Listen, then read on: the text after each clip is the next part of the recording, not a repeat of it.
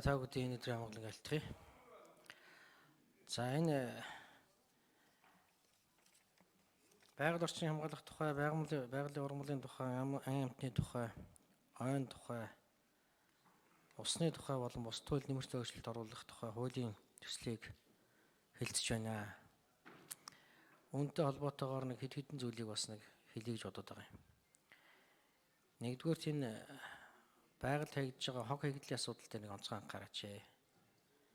Ялангуяа энэ уулуурхайн хог хаягдал бол сүүлийн үед маш их боллоо. Тэр уулуурхайг дагсан томоохон тэр техник хэрэгслүүдийн том дугуйнуудыг одоо ингээд хайдаг газар байхгүй болсон.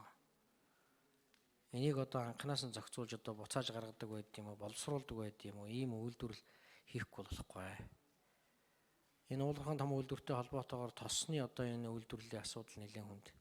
Тэр хаягдл тосыг яаж боловсруулахын, тэрийг одоо яах юм гэдэг асуудал дээр анхаарах хэрэгтэй байна. Эмнэлгийн хог хаягдл байна. Химийн болон аюултай хог хаягдлууд байна. Энэ бүх хог хаягдлуудын асуудал дээр нэг онцгой анхаараач. Ягаад гэвэл Монголын мал бол бэлчээрийн мал аж ахуй учраас хөрсөн шингэсэн тэр одоо зүйл маань эргээд малын одоо өвс тэжил нөлөөлөх, цаашлаад одоо хүний иддэг хүнсэнд нөлөөлөх юм нөхцөл байдал үүснэ. Усны их ойн санг хамгаалах талаар анхаараач. Тэрний юу юм гэхээр инсээ мөрөн одоо Монголоос ихтэй, байгаль далай Монголоос ихтэй, амуур мөрөн Монголоос ихтэй, галуут нуур Монголоос ихтэй, ингээд Монголоос ихтэй их олон гол мөрөн байна. Тийм учраас усны их ойн санг хамгаалах тал дээр олон улсын байгууллагуудтай хамтарч ажиллаач. Тэгжиж хамтдаа хамгаалахгүй бол энэ ус бол чандман эрдэнэ.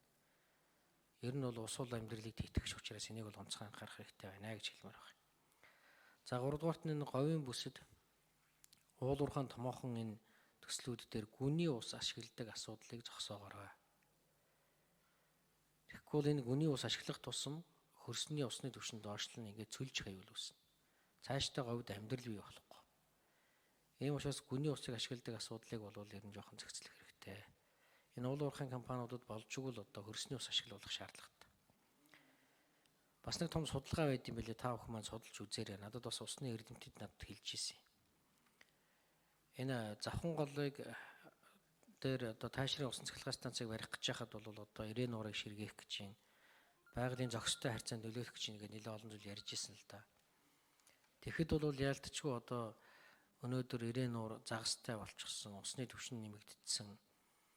Тэнд бүр дахиад сансараас харагдах дэлхийн газрын зүг дорох гэгэн нуур үүссэн баг. Тэр наашаага гуйлангийн сувгаар яваад таашрын одоо дэлгэрийн тал дээр тайгам нуурч маш том болцсон. Одоо дэлгэр сум нүүх хэмжээнд очих гэж байна. Энийг нааш нь дахиад жоохон татахад байдрын голтой нийлнэ, бөөн цагаан нууртай нийлнэ. Дахиад жоохон нааш нь татах юм бол энэ одоо говийн усуудыг хангах юм болцоо боломж байна. Энийг та нар бас нэг судалж урт хугацааны том усны бодлогын хөтөлбөр гаргаач. Тэр нэг далаа ихэд итгэдэг гэдэг шиг энэ усныхаа асуудлыг бид шийдэж чадах юм бол цааш нь болоод далайн нууртай холбох ийм болцоо боломж байдаг гэж эрдэмтэд үздэг юм байл. Энийг нэг судалж үзэх юм бол цаашдаа бид нар уулуурхайхаа энэ асуудлуудыг шийдэх болцоо гарцууд байгаа юм биш үү гэж шаарж байгаа. Энийг та бүхэн маань нэлээд нухацтай судалж үзээрэй. Тэгвэл одоо бид нар бас уулуурхайн бүтээтгүүний эргэлтэнд оруулахад маш их хэрэгтэй зүйл болно гэж ингэж хэлмээр байна. За баярлалаа. За Цэрэн Батсаад асуултанд хариулна. За танд нэг амгалан гишүүний асуултанд хариулъя. Тантай санал нэг байгаа.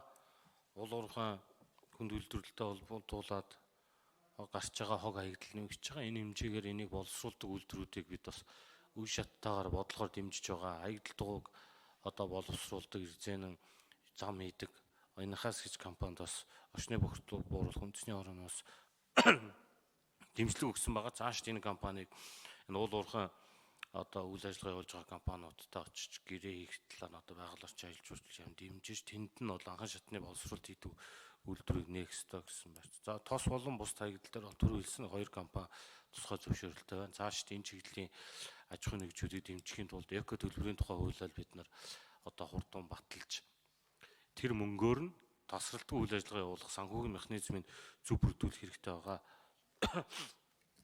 За тэр ус ашиглах дээр бол нийт гадаргын усаа ашиглах хөх мөр төслөгөө нэгтгэдэд явж байгаа. Энэ дээр түрүү хэлсэн 20 оны төсөл суусан техник эдийн засгийн одоо үндэслэл боловсруулах төсвийг явуулж эхэлнэ. Нийт 32 33 төсөл байгаа.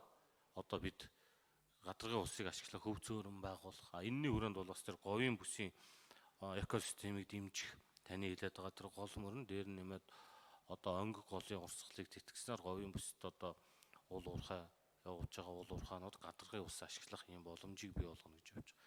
За уул уурхайн компаниуд болон газрын гүний одоо үндэнд цэвэр ус ашиглахыг бол ерөнхийдөө багасгах, хориглох чиглэлээр бодлого барьж ажиллаж байгаа. Гэрээдсэн сав газартай байгуулсан гэрээнийхээ хэмжээнээс дагуулan ус ашиглаж байгаа бол төлбөр нь одоо 2 дахин нэмэгдэх ийм санкцийн одоо журмууд бас хэрэгжиж явж байгаа гэдгийг хэлье. За гишүүд асуулт асууж